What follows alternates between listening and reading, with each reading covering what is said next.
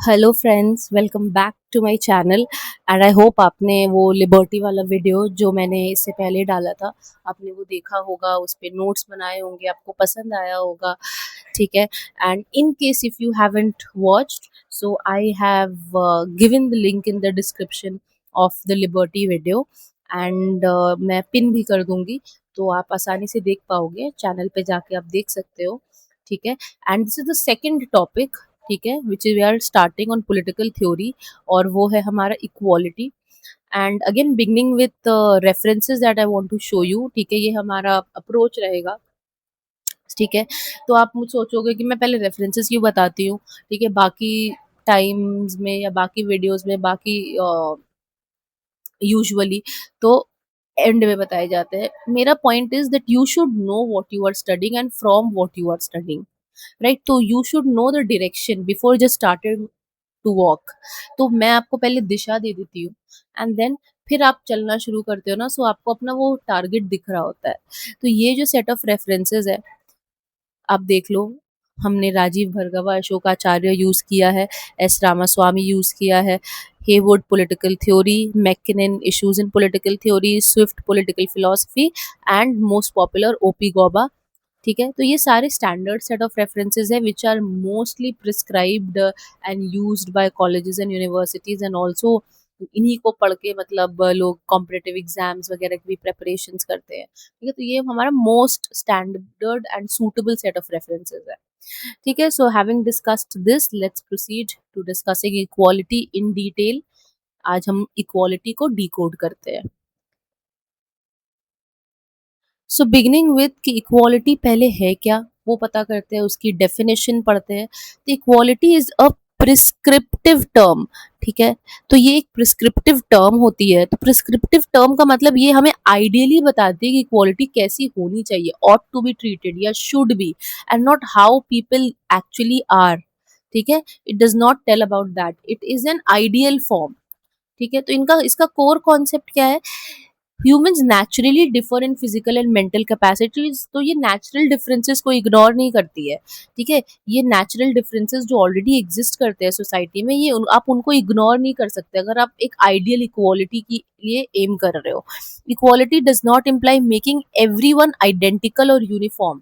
ठीक है, या फिर हमें सारे डिफरेंसेस को एलिमिनेट करना है इन वेल्थ और status. Instead modern equality focuses on creating a levelling social conditions, ताकि सबका जो स्टार्टिंग पॉइंट हो सबका वो सेम हो पाए। ठीक है। तो वो लेवलिंग ग्राउंड एक बनाना, वो इक्वालिटी का गोल है। ठीक है। तो ऐसा नहीं कि सबको एकदम आइडेंटिकल या यूनिफॉर्म ट्रीटमेंट हमें करना है, ये इक्वालिटी नहीं है। And equality is not equal to, ये हमें याद रखना, equality is not equal to sameness. ठीक है। इक्वालिटी जो है वो हर एक इंसान को वो चीज़ देना चाहती है, वो अपॉर्चुनिटी देखना देना चाहती है, ताकि उनको एक फेयर चांस मिल सके। ठीक है। एक लेवलिंग फील्ड क्रिएट करना इक्वालिटी का ये गोल है। ठीक है। ताकि ultimately through that levelling field ये इनइक्वालिटीज रिड्यूस हो सकती हैं। ठीक है। ये अनजस्ट कंडीशंस जो है वो रिमूव हो सकते हैं। ठीक है। To the prevailing social consciousness. Okay. तो ये है हमारा इक्वालिटी का गोल, कि हमें एक लेवल सोशल कंडीशंस क्रिएट करने होते हैं, ताकि एक इंसान एक डिग्निफाइड और गुड लाइफ जी सके, इनइक्वालिटीज कम हो सके, और एक फेयर सोसाइटी बिल्ड कर सके। सो equality aims at justice and fairness so that every individual can live with dignity and develop their full potential. ठीक है। Then we come to the forms of equality. What are the forms of equality? So major forms of equality में the first point that we have is formal या foundational equality. तो इसका मतलब क्या होता है ना, कि सारे ह्यूमंस है। ठीक है। The basic point is that since we are humans, तो at least some level of fair treatment has to be given to everybody. इसीलिए सबके बेसिक राइट्स, जो बेसिक या फाउंडेशनल राइट्स होते हैं, वो कम से कम इक्वल होने चाहिए। मतलब किसी को सिर्फ मतलब लेस इंपॉर्टेंट नहीं माना जा सकता on the basis of race. ठीक है। या फिर on the basis of race, social, colour, creed, creed, caste, sex, ठीक है। आप इन सब के बेसिस पे आप इनइक्वालिटीज क्रिएट नहीं कर सकते हो, नहीं करनी चाहिए, डिफरेंटली ट्रीट नहीं करना है। कोई ये नहीं बोल सकता कि मैं पहले से मैं डोमिनेंट पोजीशन में हूँ, मैं तुमसे बड़ा हूँ, मैं इस जाति का हूँ तो मैं तुमसे ज़्यादा हायर पोजीशन डिजर्व करता हूँ, ठीक है। तो ये नहीं चल लगा। उसके बाद वी सी लीगल प्रिंसिपल, ठीक है। तो इसका कोर जो है दैट इज लीगल प्रिंसिपल, ठीक है। तो ये हमें बोलती है legal principal, equality before law. Law के सामने सारे ही लोग इक्वल है, कोई रिच नहीं है, कोई पुअर नहीं है, मेल फीमेल, रिलीजन के बेसिस पे डिफरेंसेस, ये सब हमें नहीं करने। लॉ थ्योरेटिकली सबको इक्वल ट्रीट करेगा irrespective of what is your social background, ठीक है। एंड इसका core we find in American and French declarations 1776 and 1789 respectively, ठीक है। तो ये है हमारा लीगल प्रिंसिपल कि the state will treat everyone equally irrespective of your religion, race, caste, gender या सोशल बैकग्राउंड, ठीक है। पर again this has been criticised by Karl Marx and also the radical feminist. Karl Marx ने क्या बोला है कि बुर्जोआ इक्वालिटी जो होती है, ठीक है, वो इकोनॉमिक एक्सप्लॉइटेशन को इग्नोर करती है, ठीक है। तो यहाँ पे क्या होता है ना कि रिच पर्सन जो होता है उसके पास एक प्रैक्टिकल एडवांटेज होता है इन द लीगल सिस्टम। वो एक रिच लॉयर हायर कर सकता है, ठीक है। वो एक एक्सपीरियंस्ड लॉयर को वो अपने पास वो रख सकता है। पर यहाँ पे जो पुअर होते हैं उनके पास ये सब कंडीशंस नहीं होते, वो अफोर्ड नहीं कर सकते हैं, ठीक है। They so they have a advantage in the legal system. Then radical feminist ने क्या बोला है, रेडिकल फेमिनिस्ट आर्ग्यू दैट ये सिर्फ पब्लिक लाइफ की बात करता है जहाँ पे मेन इन्वॉल्व होते हैं। तो आप जिस इक्वालिटी के बारे में बात कर रहे हो that is basically dominated by main. So what about women, because women also face inequalities, चाहे वो चाइल्ड केयर हो, डोमेस्टिक रिस्पॉन्सिबिलिटीज हो, घर का अनपेड वर्क हो। अब तो डुअल रिस्पॉन्सिबिलिटीज वुमेन पे, अगर वो जॉब करती हैं तो उनको साथ में घर भी देखना होता है, जॉब भी देखना होता है, ठीक है। सो दे आर्ग्यू दैट प्राइवेट या फैमिली स्फीयर की इनइक्वालिटीज को भी एड्रेस करना जरूरी है। ये डोमेस्टिक बर्डन्स या फिर प्राइवेट फैमिली में जो इनइक्वालिटीज होती हैं that should also be addressed. So this has been what has been highlighted by the critics of foundational या formal equality.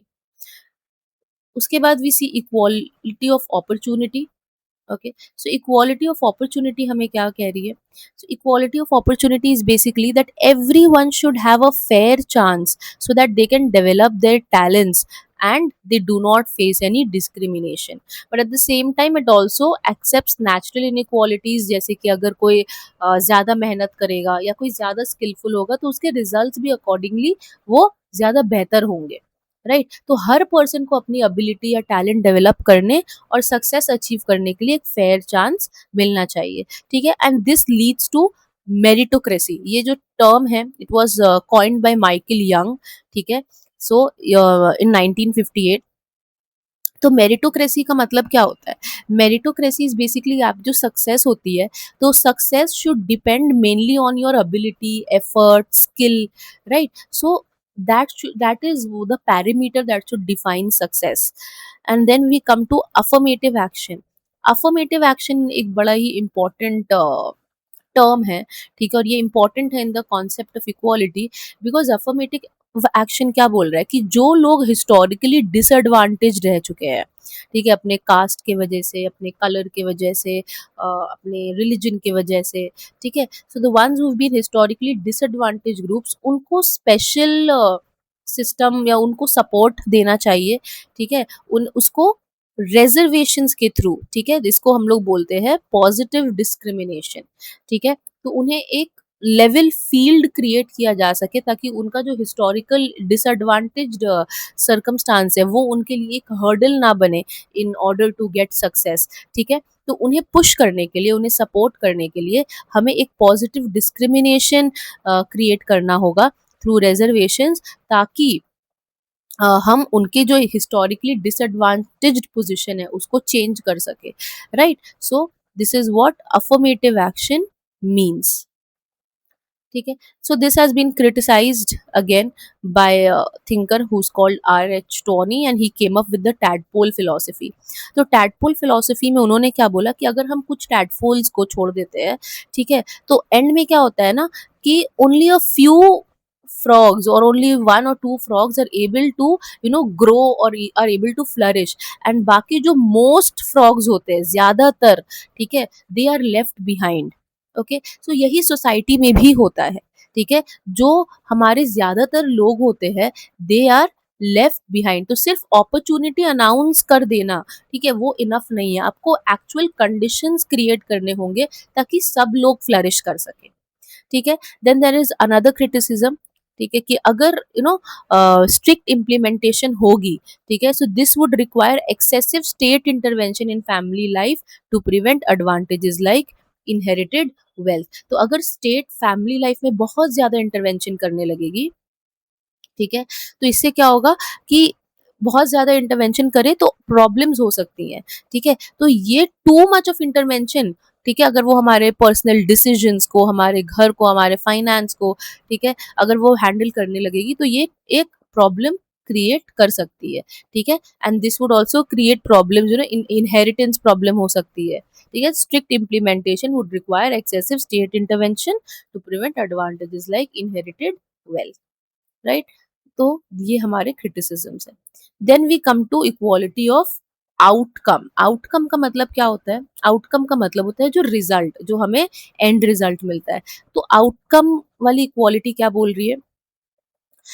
The most controversial form, it aims for socio-economic equality, ठीक है। It suggests the race of life should not only start together but is also should end together, ठीक है। So why should that happen? So that the gap between the rich and the poor can be minimized, there is not much disparity, okay, in rich and poor, ठीक है। So race of life अगर ये शुरू हो रही है साथ में, if they have same conditions then they're starting together, then it should also end together for an ideal society, ठीक है। अगर ये ऐसा नहीं होता है ना, तो रिच और पुअर के बीच में जो गैप होती है वो बहुत ज्यादा हो जाएगी, रिच बहुत ज्यादा रिच होंगे, पुअर बहुत ज्यादा पुअर होंगे, ठीक है। तो उनके बीच में वो नहीं होना चाहिए। तो ओके, सो इसकी मैकेनिज्म अब हम ये कैसे करेंगे? तो this is not possible, right, because अगर एक रेस हुई है तो उसमें कुछ लोग फर्स्ट आएंगे, सेकंड आएंगे, थर्ड आएंगे, फोर्थ आएंगे, कोई लास्ट आएगा, right. So it is not possible कि हम लोग ऐसे स्टार्ट करें और ऐसे फिनिश करें, तो रेस का कोई पॉइंट ही नहीं है। So what is the point of having a race? तो लोग तो पीछे रहेंगे कुछ ना कुछ, लेकिन उनको हम साथ कैसे लाए, ये गोल हम अचीव कैसे करेंगे? तो वो है थ्रू प्रोग्रेसिव टैक्सेशन। तो अब प्रोग्रेसिव टैक्सेशन क्या होती है? प्रोग्रेसिव टैक्सेशन का मतलब ये होता है कि आप जो लोग अच्छा कर रहे हैं, जो वेल्थ इकट्ठा कर चुके हैं, जो वेल्दी हो चुके हैं, जैसे रिच बिजनेसमैन हुए, तो हम उनके इनकम पे depending on what ever the income is, हम उनसे टैक्स करेंगे, ठीक है। और ये टैक्स को हम कहाँ यूज करेंगे? ये टैक्स को हम यूज करेंगे उन लोगों के लिए जो हमारे रेस में पीछे छूट चुके हैं। तो उनको हम एजुकेशन फंड करेंगे, हेल्थ केयर करेंगे, सब्सिडीज करेंगे, हाउसिंग करेंगे, ठीक है। So we are going to use it for the welfare of the poor. But again this has been criticised by saying कि इनके जो ओपोनेंट्स हैं उन्होंने क्रिटिसाइज किया कि ये एक रिजल्ट हो सकता है of social stagnation and laziness, ठीक है, by capping the aspirations who work hard. तो ऑब्वियस सी बात है, ठीक, अगर आप सोचो क्लास में आप इतनी मेहनत कर रहे हो, आप इतनी देर की वीडियो देख रहे हो, इन डिटेल आप एक्सप्लेनेशन मेरी सुन रहे हो, नोट्स प्रिंट आउट कर रहे हो, आप इतनी एफर्ट ले रहे हो, और टीचर बोलेगी या प्रिंसिपल बोलेगा कि आपको भी उतना ही मार्क्स मिलेगा, और अगर आपने अच्छा किया, आपको अगर मान लो 100 और 100 मिल गया, तो क्योंकि आपको 100 मिल गया तो आपके 100 में से मैं 10 मार्क्स जिस जो फेल हो रहा है मैं उसको दे दूंगी, तो आपका 90 हो गया, ठीक है, या फिर आपका 80 हो गया, राइट। तो या फिर टीचर बोलेगी कि मैं सबको एक एक ही मार्क्स दूंगी। तो क्या आपका दिल चाहेगा कि मैं पढ़ूं, इतना मेहनत करूं, मैं ये इतने इतने देर अपने वीडियोस पे लगाऊं, मैं देखूं, मैं कॉन्सेप्ट को समझूं, ठीक है, बिकॉज ये पर्सन जो लेजी है उसका भी सेम आउटकम है, और आप इतनी मेहनत कर रहे हो तो आपको भी सेम आउटकम मिल रहा है। So this is killing your motivation and zeal to work hard. And देखो आपका जो ग्राफ है वो डाउनवर्ड जा रहा है, right? So it is capping your motivation, okay, to work hard and do innovation. And at the same time society जो है वो stagnant हो जा रही है, people are becoming lethargic and lazy. See, this person is telling that why will I work hard, everyone gets the same, so why should I work hard, right? So this is what it has been criticized for. Then we come to major modern theories, ठीक है? So major modern theories में the first person we have is Ronald Dworkin, ठीक है? तो इनका concept जो है बहुत ही इंटरेस्टिंग है, आप बस ध्यान से सुनो, पहले हम एक स्टोरी समझते हैं, ठीक है? तो इन्होंने बोला कि मान लो कुछ लोग हैं जो एक शिप आइलैंड पे है, ठीक है? वो एक शिपरेक आइलैंड पे है, सोचो कुछ लोग एक आइलैंड पर और वो फंस गए हैं, ठीक है? और वहां पर रिसोर्सेज है, वहां पे लैंड है, बिजनेस है, एक्सेट्रा, ठीक है? सब है। अब ये क्लैम शेल्स जो है ना, इसको डोरकिन ने बोला है कि लोग एज करेंसी यूज करते हैं, ठीक है? तो अब इस करेंसी को यूज करते हुए दे आर बिडिंग रिसोर्सेज कि कौन क्या लेगा, ठीक है? कौन लैंड लेना चाहता है, कौन बिजनेस लेना चाहता है, ठीक है? और फिर उस हिसाब से लोग जो है वो ऑक्शन करते हैं, नीलामी होती है, ठीक है? तो कोई बोलता है कि भाई मुझे लैंड चाहिए, ठीक है? कोई बोलता है कि मुझे बिजनेस चाहिए, ठीक है? और सब अपने अपने रिसोर्सेज अपनी मनमर्जी हिसाब से वो बिड कर रहे हैं, उनको जो चाहिए, ठीक है? तो इससे क्या होता है कि हर किसी को अपनी पर्सनल अम्बिशन के अकॉर्डिंग बिड करना होता है। और इसका गोल क्या है, what is the goal, that लोग जो है वो रिसोर्सेज डिस्ट्रीब्यूट कर रहे हैं according to whatever their personal ambitions और personal choices are, right?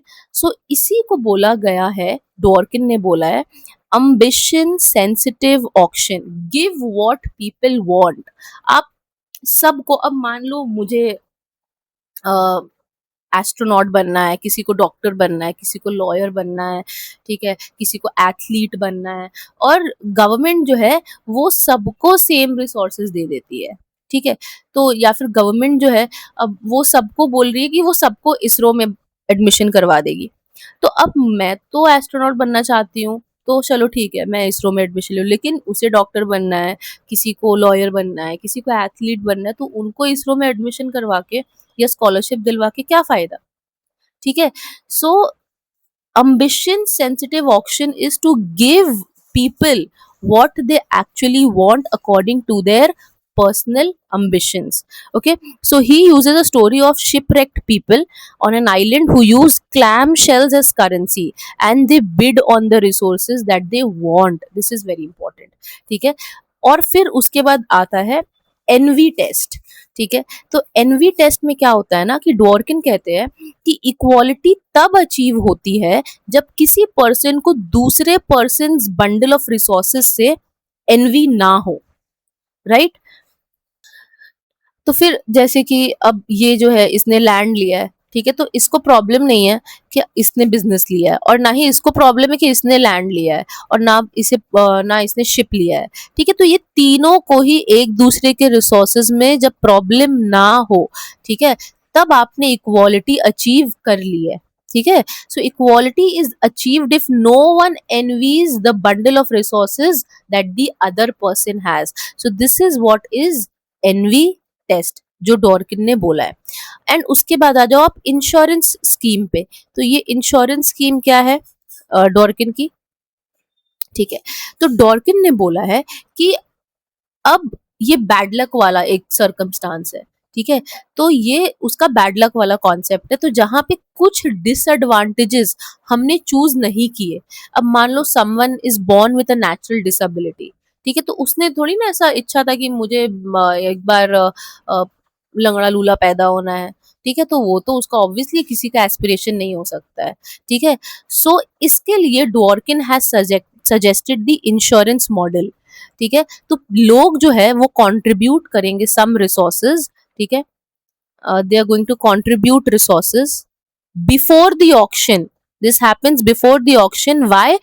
So that they can support those which have this brute bad luck या special needs. Okay, so Dworkin is basic, तो ये है उसका insurance scheme. See before the auction people are pooling the resources for the insurance scheme, and those who have brute bad luck, जैसे कि अब ये इंसान चल नहीं सकता है, ये इंसान अंधा है, ठीक है। तो after the auction what will happen, the common pool जो होता है वो यूज होता है उन लोगों को सपोर्ट करने के लिए जिनकी नीड्स होती है, स्पेशल नीड्स होती है। So Dworkin believes equality means distributing resources so that everyone after accounting for ambitions and misfortunes has an equal chance to live the life they value or they actually care for. So this is what Dworkin has said. ठीक है, so ये Dworkin का equality of resources की theory है. Now let moving on to another thinker. ठीक है, ये भी काफी popular है, who is Amartya Sen, and he is known for his equality of capabilities, या इसे कैपेबिलिटी अप्रोच भी बोला जाता है। ठीक है, तो अमर्त्य सेन ने जो कैपेबिलिटी अप्रोच दिया है it is very different to what Dworkin has said. Dworkin की जो अप्रोच थी it was more resource based, ठीक है, और अमर्त्य सेन की जो अप्रोच है it is more of capability based. ठीक है, तो अमर्त्य सेन का मेन क्वेश्चन क्या है ना, what is he trying to argue, right. I think red थोड़ा लेटर्स को सप्रेस कर रहा है, लेट्स गो फॉर ग्रीन। ठीक है, तो Amartya Sen is basically arguing और he is bringing forth the question कि क्या किसी पर्सन के पास क्या है या उनके पास क्या रिसोर्सेज है, ये मत देखो, आप ये देखो कि वो एक्चुअली उन रिसोर्सेज को कैसे यूटिलाइज कर पा रहा है, क्या उसको वो अपनी फुल एक्चुअल कैपेसिटी से वो बेनिफिट्स उस रिसोर्सेज की ले पा रहा है या फिर नहीं। ठीक है, तो वो अमर्त्य सेन का ये क्वेश्चन है, right. So he is defining capability as that capability refers to a person's capacity और functional ability to do something. Okay, a capability allows an individual to perform a specific function. तो capability का मतलब क्या होता है कि किसी person की एक्चुअल एबिलिटी या अपॉर्चुनिटी की वो कितना परफॉर्म कर सकता है, राइट। तो उन्होंने एक लिटरेसी एग्जाम्पल दिया है, तो इसमें उन्होंने बोला है कि यहाँ पे उन्होंने रिसोर्स बेस्ड अप्रोच को क्वेश्चन किया है। ठीक है, कि आप मान लो जैसे कि गवर्नमेंट ने स्कूल्स बना दिए हैं, टीचर्स प्रोवाइड कर दिया है, ठीक है, तो सेन की जो कैपेबिलिटी अप्रोच है वो बोलती है कि अब आप चेक करो, ठीक है, चेक करो कि क्या जो आपने बनाया है क्या वो अपने फुल फंक्शनल कैपेसिटी से इफेक्टिव है या फिर नहीं, क्या लिटरेसी एक्चुअली इम्प्रूव हुई है। अगर स्कूल तो है, ठीक है, बट क्या स्टूडेंट्स रीड कर पा रहे हैं, क्या स्टूडेंट्स लिख पा रहे हैं, ठीक है, तो सिर्फ रिसोर्सेज प्रोवाइड करना इनफ नहीं है। Are they even able to read and right, ये कौन चेक करेगा। ठीक है, तो इसे फंक्शनल अचीवमेंट पे आते हैं। तो यहाँ पे क्या है कि मान लो जैसे कि यहाँ पे सेन ने क्या बोला है कि the ultimate goal of equality is to ensure that every individual has increased capacity to achieve their potential, focusing on what a person is actually able to do rather than what just they possess। तो अगर किसी को food available है, ठीक है, अगर आपके पास खाना बहुत सारा है लेकिन फिर भी आप इल हो, ठीक है, तो इसकी वजह से प्रॉपरली बेनिफिट नहीं कर पा रहे हो इतनी फूड होने के बाद भी, तो यहाँ पे रिसोर्स प्रोवाइड कर देना is not enough. that is what Sen has been trying to argue, right। So just giving resources to the person and expecting कि वो एकदम fully उसको utilize कर ले, ठीक है, irrespective of what circumstances they are in or what is their individual capability, ठीक है, आप उसे ignore कर रहे हो तो आपको कभी भी desired outcome नहीं मिलेगा। ठीक है, so this approach shifts the focus of social policy from mere distribution of goods and the actual empowerment of individuals within a society। तो यहाँ पे सेन का गोल क्या है, what is the ultimate goal of Sen, वो बोलना क्या चाह रहे हैं, वो क्या एक्सपेक्ट क्या कर रहे हैं। तो सेन जो है वो इक्वालिटी का एक रियल गोल हमें बताना चाह रहे हैं कि इक्वालिटी का रियल गोल क्या है। इक्वालिटी का गोल ये नहीं है कि हमें रिसोर्सेज डिस्ट्रीब्यूट करने हैं, वो एक मीन्स है टू अटेन इक्वालिटी। आप ये सोच रहे हो कि अरे मैंने तो रिसोर्सेज डिस्ट्रीब्यूट कर दी अब सोसाइटी इक्वल हो जाएगी, नहीं। इक्वालिटी का रियल गोल है कि पीपल्स कैपेबिलिटीज को एक्सपैंड करना, हर इंडिविजुअल को अपनी पोटेंशियल रियलाइज करना और वैल्यूएबल लाइफ जीने की एक्चुअल फ्रीडम मिल पाए।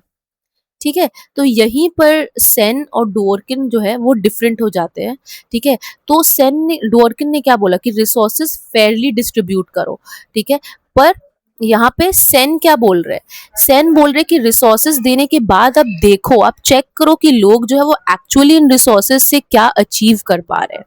ठीक है, तो this is the capability approach that Sen is talking about. Okay, तो सेन क्या बोल रहे हैं कि रिसोर्सेज या रियल कैपेबिलिटीज मैटर करती हैं, कि वो लोग जो है वो रिसोर्सेज को कैसे फुल्ली यूटिलाइज कर पा रहे हैं। तो माइकल वॉल्जर पे आते हैं, और इनका जो कॉन्सेप्ट है which is of complex equality. ठीक है, तो कॉम्प्लेक्स इक्वालिटी क्या होती है? ठीक है, एक तो पहली बात मैं बोलूंगी कि बहुत सारे बच्चे जो है वो इतना राइटिंग देख के ही वो डर जाएंगे कि अरे इतना कुछ लिखा हुआ है। ठीक है, देखो मैं चाहूंगी तो मैं आपको कुछ कुछ बस कीवर्ड्स दे दूंगी, लेकिन मैं चाहती हूँ ना कि मतलब आप जब ये नोट्स पढ़े या नोट्स को यूटिलाइज करें, तो आप एग्जाम रेडी होने चाहिए, आपके पास उतना मटेरियल हो कि आप अपने एग्जाम्स में, अपने पेपर में लिख कर आ सको। ठीक है, तो एंड प्लीज राइटिंग को देख के ना आप डरो मत, आप कॉन्सेप्ट समझो, put your focus on understanding the concept, and the moment you understand it thoroughly, right, I bet that you can write more than this. Okay, तो आप राइटिंग देख के मत डरो, कॉन्सेप्ट समझो। ठीक है, एंड एवरीथिंग फिर आपको ये राइटिंग मतलब ऐसा लगेगा कि आप कितना लिख सकते हो। तो माइकल वॉल्जर की कॉम्प्लेक्स इक्वालिटी हम पढ़ते हैं, तो उन्होंने क्या बोला है ना, he is telling that equality जो होती है, इक्वालिटी का मतलब ये नहीं है कि हर जगह सेम अमाउंट मिले। ठीक है, उन्होंने ये नहीं बोला है। अच्छा, उनकी बुक की नाम हमें याद रखनी है, ये complex equality in his book 1983 में उन्होंने किया था। ठीक है, स्फीयर्स ऑफ जस्टिस। ओके, सो उन्होंने बोला कि हमें सिंपल इक्वालिटी या ट्रेडिशनल इक्वालिटी नहीं चाहिए, ये इक्वालिटी होती ही नहीं है। हमें ये भी देखना है कि डिफरेंट एरियाज ऑफ लाइफ के डिफरेंट रूल्स होने चाहिए। और उन्होंने हमें बोला कि ये जो नेचर ऑफ सोशल स्फीयर्स होता है, ठीक है, अब सोसाइटी में अलग अलग स्फीयर्स है, मनी होती है, wealth, education, health, politics, kinship या फैमिली, मिलिट्री। तो प्रॉब्लम तब होती है जब एक स्फीयर की पार दूसरे स्फीयर में भी वो आने लगती है। ठीक है, देन स्टार्ट्स द प्रॉब्लम। तो नेचर ऑफ सोशल स्फीयर्स हमें क्या कह रही है कि every society contains different different spheres, जो अभी हमने डिस्कस किया। ठीक है, तो within these spheres social goods जैसे wealth, degrees, political power are distributed. तो आप उसी स्फीयर के अंदर वो डिस्ट्रीब्यूशन हो रही है। ठीक है, तो the social meaning of these goods can differ from one society to another. ठीक है, तो यहाँ पे वॉल्जर ने क्या बोला है कि मतलब मनी जो है, money should not automatically bye education, political power, health. ठीक है, वो सब परचेजेबल गुड्स नहीं होनी चाहिए। ठीक है, उसके बाद we see independent distribution criteria. अब ये इंडिपेंडेंट डिस्ट्रीब्यूशन क्राइटेरिया क्या होती है कि हर स्फीयर में डिस्ट्रीब्यूशन का अलग अलग बेसिस होना चाहिए, अलग अलग ग्राउंडिंग होनी चाहिए, यूनिक या अप्रोप्रिएट प्रिंसिपल्स ऑफ डिस्ट्रीब्यूशन होने चाहिए। ठीक है, फॉर एग्जाम्पल एजुकेशन। ठीक है, तो एजुकेशन जो है वो क्या होनी चाहिए, मेरिट बेस या नीट होनी चाहिए। ठीक है, नीड होनी चाहिए, ज़रूरत होनी चाहिए। हेल्थ केयर जो है, हेल्थ केयर क्या होनी चाहिए, हेल्थ केयर भी ज़रूरत है। पॉलिटिकल ऑफिस, ये वोट्स या पार्टिसिपेशन होती है लोगों की। ठीक है, तो वो मनी क्यों चाहिए, हमें एक मार्केट स्फीयर में मनी चाहिए, एक्सचेंज करने के लिए मनी चाहिए। तो एक सिंगल रूल सब जगह अप्लाई हम नहीं कर सकते हैं। ठीक है, तो ये अलग अलग स्फीयर्स के अलग अलग प्रिंसिपल्स ऑफ डिस्ट्रीब्यूशन होने चाहिए। Right, then we have blocked exchange and anti tyranny. ठीक है, तो ब्लॉक्ड एक्सचेंज क्या बोल रही है, this is very important. Blocked exchange is basically कुछ चीजों को मनी से बाय नहीं कर सकते हम। ठीक है, ये देखो, success is one sphere should not allow you to dominate another. Money cannot buy political power, ideally, theoretically। ठीक है, तो मनी जो है, मनी से वोट नहीं खरीद सकते, मनी से फ्रेंडशिप नहीं, जेन्युइन फ्रेंडशिप, असली फ्रेंडशिप, ठीक है, नहीं खरीद सकते। ठीक है, मनी से डायरेक्टली पॉलिटिकल ऑफिस नहीं खरीदना चाहिए या खरीद सकते। ठीक है, तो ये नहीं होना चाहिए, तो ये ब्लॉक्ड एक्सचेंज है। और एंटी टिरेनी क्या होती है? एंटी टिरेनी वॉल्जर का मेन कंसर्न है डोमिनेशन। तो अगर एक पर्सन के पास मनी है और वो मनी के बेसिस पर education, health care, politics, job, ठीक है, सब कंट्रोल अगर वो करने लगे, तो वंस फियर जो है, one's fear will start dominating all other fears. ठीक है, जैसे कि कार्ल मार्क्स का वो बेस एंड सुपरस्ट्रक्चर मॉडल, ठीक है, अगर वो आपने पढ़ा होगा, तो कार्ल मार्क्स ने क्या बोला था कि जो हमारे बेस है, ठीक है, वो इकोनॉमिक मॉडल है, वो इकोनॉमिक बेस होता है, और वो इकोनॉमिक बेस वो सारे अदर फैक्टर्स ऑफ सोसाइटी को वो इन्फ्लुएंस करता है। तो वही चीज वॉल्जर इज ऑल्सो टेलिंग कि वैसा नहीं होना चाहिए, अदरवाइज ये एक प्रॉब्लम क्रिएट करेगा। ठीक है, so that is something that should not be an ideal scenario. Okay, then we have the role of state. तो स्टेट का क्या काम है? What is the role of state? What is the state suppose to do? ठीक है, तो state का role है बाउंड्रीज को मेंटेन करना। ठीक है, अभी हमने पढ़ा ना कि one sphere should not interfere in another sphere. तो ये बाउंड्री जो है वो स्टेट बनाता है, ये गार्डियन की तरह एक्ट करता है। ठीक है, it's job is to ensure that no single group और sphere becomes dominant to another, okay, or over another, right? So this model promotes social pluralism, where a person's lack of success in one area does not automatically lower their status or rights। ठीक है, तो ये हमारा state का role है, ये हमारा guardian की तरह एक्ट करते हैं और हमारी बाउंड्री सेट करते हैं। ठीक है, ensures no single group और इंडिविजुअल बिकम डोमिनेंट। ठीक है, और ये सोशल प्लूरलिज्म को प्रमोट करते हैं। ठीक है, तो ये हमें होपफुली क्लियर है, right? Michael Walzer. Then we come to our major thinkers and the historical debates pertaining to equality। ठीक है, तो पहले है रूसो, राइट? तो रूसो ने क्या बोला है? रूसो क्या कहते हैं कि इनइक्वालिटी जो है वो दो तरह की होती है। ठीक है, डिस्टिंग्विश्ड बिटवीन नेचुरल इनइक्वालिटी, ठीक है, विच इज, ये नेचुरल इनइक्वालिटी तो अनचेंजेबल है, इसको हम चेंज नहीं कर सकते। ठीक है, अगर किसी की एज, किसी की हेल्थ, क्या हम इसे चेंज कर सकते हैं? नहीं, हम उनकी एज को चेंज नहीं कर सकते। ठीक है, तो ये नेचुरल इनइक्वालिटी और ये यूजुअली अनचेंजेबल होती है। And then we have conventional inequality. ठीक है, कन्वेंशनल इनइक्वालिटी क्या होती है? तो कन्वेंशनल या सोशल इनइक्वालिटी क्या होती है कि सोसाइटी, ये सोसाइटी बनाती है, तो इसे चेंज किया जा सकता है, जैसे किसी की वेल्थ, किसी के स्टेटस को, ये मैन मेड होती है और this can be altered, right? अगर मैं आज गरीब हूँ, ठीक है, तो मैं शायद कल अमीर हो जाऊं। ओके, तो वी नेवर नो। आज जो मेरे, अभी हमने यूट्यूब की अपनी जर्नी शुरू की है, तो कल मेरे शायद बहुत सारे सब्सक्राइबर्स हो जाए और बहुत सारे स्टूडेंट्स मुझे ज्वाइन करें। ठीक है, सो ये चेंजेबल है, ये अमेंडेबल है, राइट? उसके बाद वी सी एरिस्टोटल। ठीक है, ये एरिस्टोटल। तो एरिस्टोटल ने हमें क्या बोला है? एरिस्टोटल का आइडिया है कि justice is equal to treat equals equally and unequals unequally, right? So there has to be equality among equals, and he also justified natural inequality जैसे कि master and slave। okay, so this is what Aristotle has said। तो ये थोड़ा अगर नहीं समझ में आया है, ठीक है, तो उन्होंने क्या बोला कि इक्वल जो है, जो इक्वल है, उनको इक्वल ट्रीटमेंट देना है। जैसे कि दो स्टूडेंट है और वो इक्वली क्वालिफाइड है, तो उनको सेम अपॉर्चुनिटी मुझे देना होगा। और जो अनइक्वल है, ठीक है, तो उन्हें मुझे डिफरेंट ट्रीटमेंट देनी होगी। अ स्टूडेंट जिसकी डिसेबिलिटी है, ठीक है, तो मे बी उसको मुझे एक्स्ट्रा सपोर्ट देना होगा। तो एरिस्टोटल का point is fairness is not equal to कि everyone gets exactly the same thing. ठीक है, so that is what Aristotle has said। okay, and he has also accepted natural differences।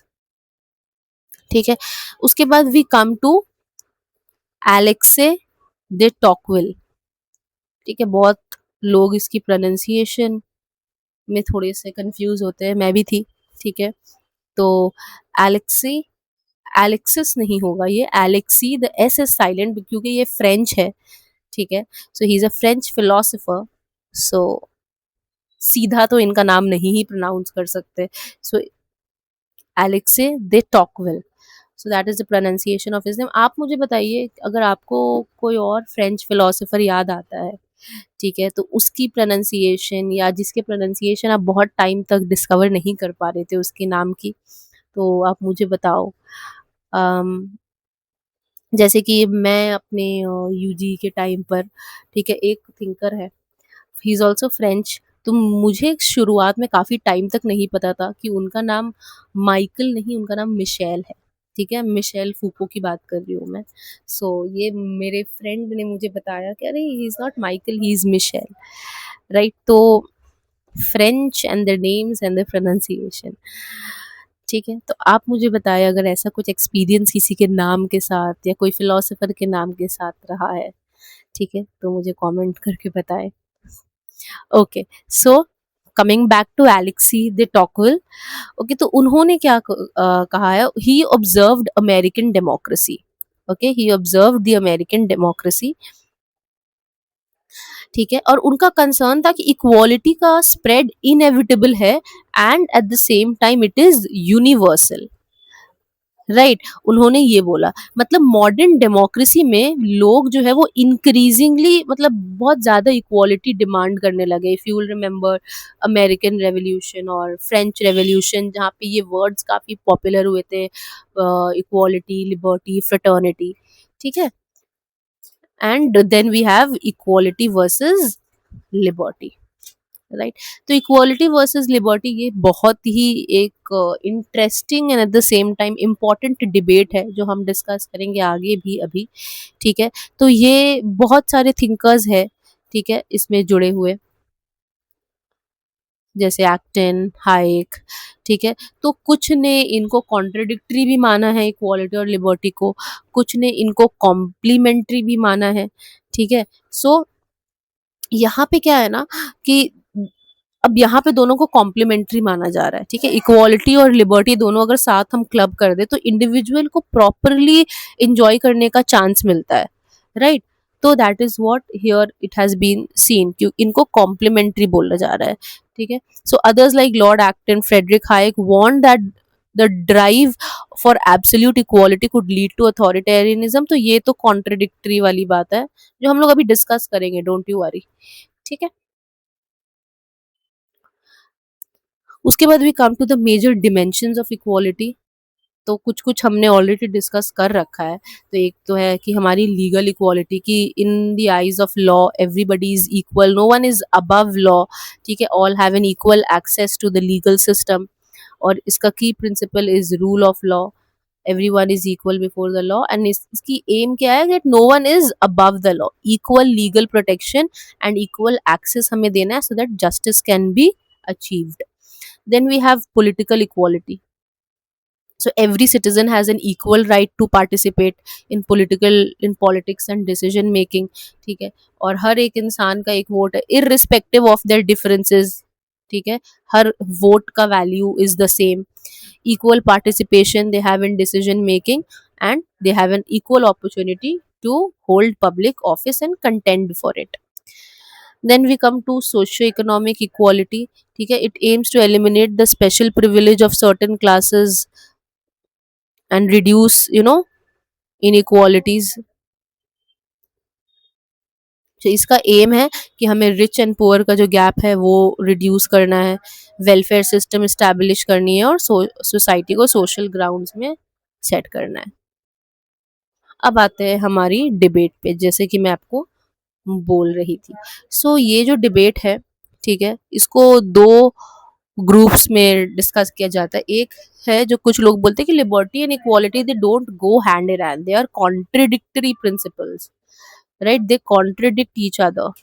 एक second, let's change. तो ये contradictory है, okay, उनको contradictory बोला गया है। एंड दूसरी ग्रुप है जिन्होंने इसको कॉम्प्लीमेंट्री बोला है, राइट?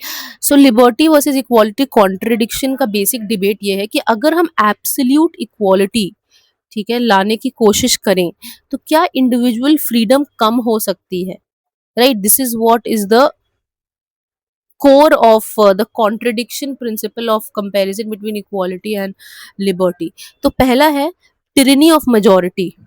एलेक्सी दे टॉकविल ने इसको हाईलाइट किया है, ठीक है। तो इक्वालिटी की एक्सेसिव डिमांड, मेजॉरिटी का प्रेशर, इंडिविजुअल फ्रीडम खत्म. This is what he's been saying. He observed that passion for equality could lead to a tyranny of the majority. Individual autonomy is crushed by the pressure to conform to public opinion and state enforced standards. ठीक है, तो अब जैसे मान लो class में 20 students हैं, ठीक है, अब 19 स्टूडेंट्स बोल रहे हैं कि हम भाई हमको सेम हेयर स्टाइल चाहिए, हमको सेम हेयर स्टाइल रखनी है, ठीक है, और उसमें से एक बोलता है कि अरे मुझे अपने बाल अलग रखने हैं, मुझे आपके जैसी नहीं रखनी है बाल. तो अब क्या हो गया कि अगर मेजॉरिटी उसको फोर्स करने लगेगी ना, तो उसकी इंडिविजुअल चॉइस, ठीक है, वो कर्ब हो जाएगी. तो टॉकविल इज बेसिकली टेलिंग डेमोक्रेसी में मेजॉरिटी भी टिरेंट बन सकती है, right? So that is what is being said by Alexis de Tocqueville. Then we come to threat to individual excellence, which has been put forward by Lord Acton. ठीक है, so he is telling that he argued that the pursuit of equality often results in the loss of liberty. अगर equality of outcome को बहुत ज़्यादा ही हम aggressively परसू करने की कोशिश करेंगे, तो इंडिविजुअल डिफरेंसेस को हमें सप्रेस करना पड़ेगा. This is what Acton has said. ठीक है, then we have authoritarianism propounded by Frederick Hayek. Okay, तो इन्होंने क्या बोला है, ही हैज सेड कि सबको एग्जैक्टली इक्वल आउटकम देना नेचुरली पॉसिबल नहीं है. ठीक है, what has he said that it is not possible कि आप सबको नेचुरली इक्वल आउटकम दो, because people have different abilities, choices and circumstances, so it is naturally not possible to give them equal outcomes, right. So in the Constitution of Liberty, he argued that attempting to force equality by removing natural inequalities in skills, abilities, ठीक है, तो ये तो एक authoritarianism का show हो जाएगा. फिर जबरदस्ती आप किसी पे इम्पोज करने लगोगे चीजें, क्योंकि जस्ट बिकॉज आपको एक इक्वल आउटकम चाहिए, ठीक है. So this will result into becoming authoritarianism by the state. Then we have the zero sum warning. Okay, so zero sum warning क्या है? It's propounded by Milton Friedman. ठीक है, तो मिल्टन फ्रीडमैन का basic concern है कि equality को freedom के अगेंस्ट अगर हम यूज करें, if equality is used against freedom, ठीक है, तो अगर हम उसको प्रायोरिटाइज करेंगे तो अल्टीमेटली दोनों ही लूज हो सकता है.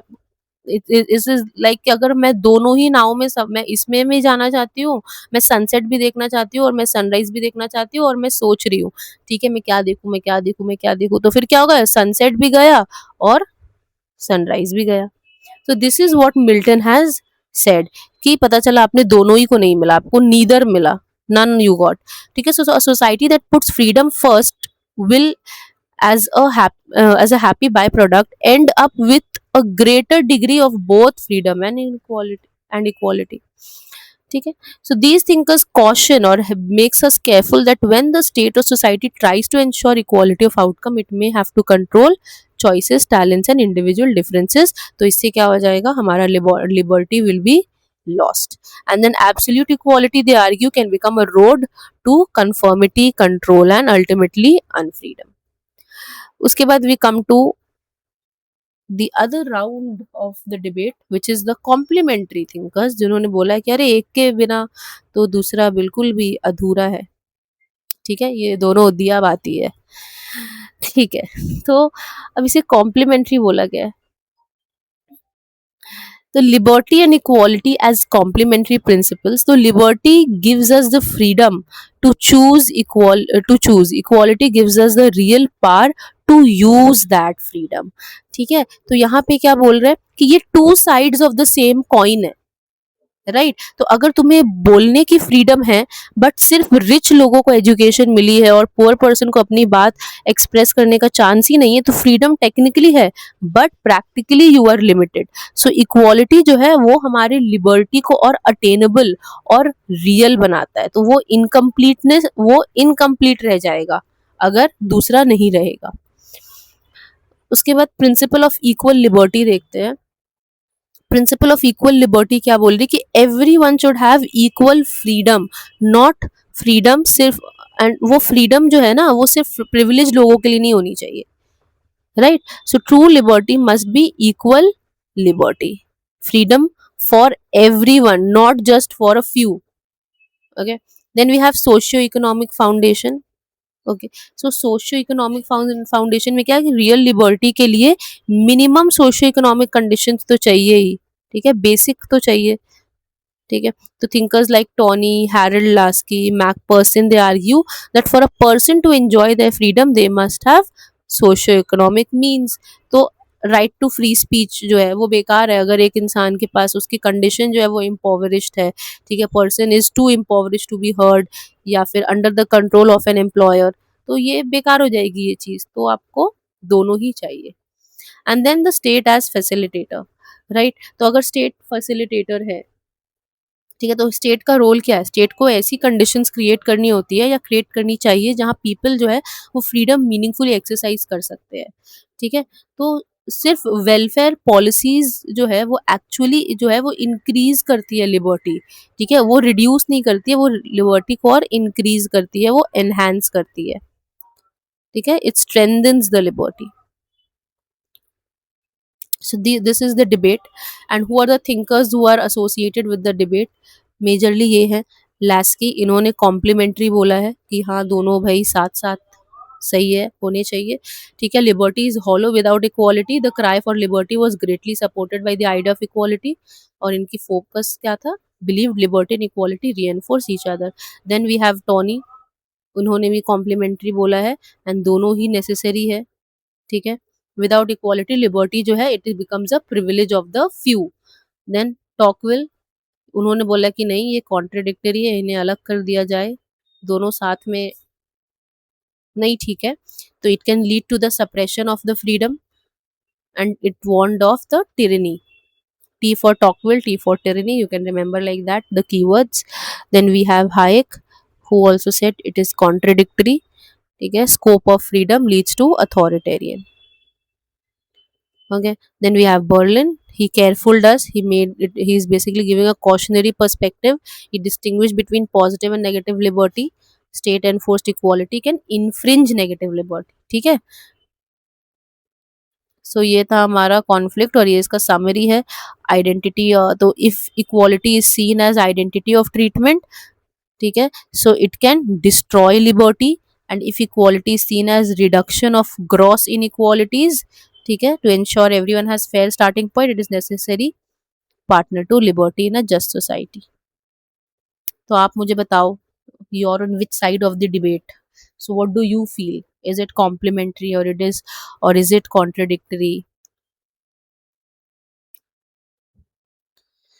And then this is a very important debate, sorry, this is a very important table for those, especially those kind of exams which are MCQ focused, ठीक है, जो बुक्स एंड ऑथर्स पे पूछते हैं, और मैं कोशिश करती हूँ कि मैं हर आपको वीडियो में ये टेबल दे सकूँ ताकि आप it you can just brush it up like a revision sheet, ठीक है. सो ये इम्पोर्टेंट है कि कौन से राइटर की क्या कॉन्सेप्ट है और क्या उनके वर्क्स है, ठीक है, और उसमें उन्होंने क्या आइडिया दिया है. So I am not going into the detail because it is almost the repetition, ठीक है. So it's just I have tried to integrate all the content for you here.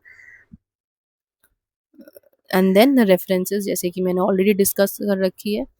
And thank you for staying till the end of the video, and I hope you have decoded equality thoroughly, आपको समझ आ गया हो, ठीक है. So this is my Instagram page जो मैंने screenshot यहाँ पे अटैच की है.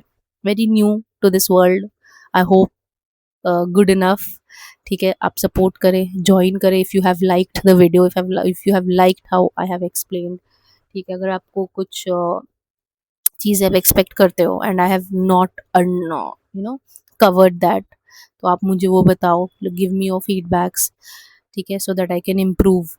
एंड अगर आपको ये पीडीएफ चाहिए जो मैंने नोट्स की तरह यूज़ किया है, this is something that I have made it my self, तो you can message me or you can just DM me at Y Theory. Okay. This is, please remember the logo and the page that I have given you in here. आप यहीं पर आएं, ठीक है, and I will give you the notes. So I hope you have enjoyed the video and more than enjoyed. It's not a movie, so I hope you have found it resourceful. ठीक है, stay tuned for more such topics to be discussed in detail. Thank you.